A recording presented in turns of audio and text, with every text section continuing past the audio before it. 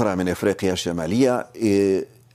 ستيف ويتكوف المبعوث ستيف ويتكوف فاجأ الكثيرين بالحديث عن اتفاق سلام بين المغرب والجزائر خلال شهرين. هل هذا الاتفاق يقتصر فقط على العلاقات الثنائية بين المغرب والجزائر أم يشمل أيضا قضية الصحراء؟ طبعا هو عم يحكي من الزاوية اللي بتتعلق بالصحراء، يلي هي موضوع مهم جدا. ونحن بنعرف أنه عندما يكون هناك حل دائم ونهائي لهذا الموضوع لهذا الصراع، حكما بصير أسهل بكتير حل النزاع بين البلدين، يعني بين الجزائر والمغرب. فطبعا الأخ والزميل ستيف ويتكوف عم يتكلم من هذا الشيء.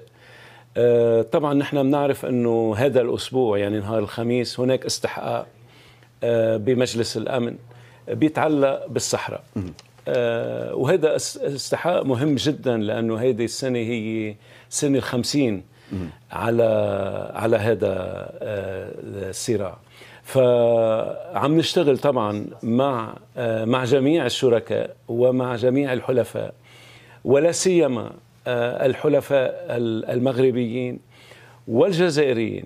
نحن عم نشتغل بشكل يعني يومي حتى مع الجزائريين يعني للسعي للوصول أو التوصل إلى قرار بمجلس الأمن يرضي الجميع قدر الممكن. من الصعب أن ترضي الجميع، وهذه بنعرف أنه هذه أمور حساسة جدا وصعبة جدا، وليس من السهل إرضاء الجميع. ولكن نحن عم نشتغل مع جميع الأطراف وطبعا أعضاء مجلس الأمن للتوصل إلى لغة قدر الإمكان تقرب وجهات النظر، وصولا إن شاء الله إلى المرحلة الثانية اللي تكلم عنها الزميل ستيف ويتكوف، يلي هي بتتعلق بالحل الشامل يعني بالمنطقة وبين البلدين. حول هذه النقطة والتصويت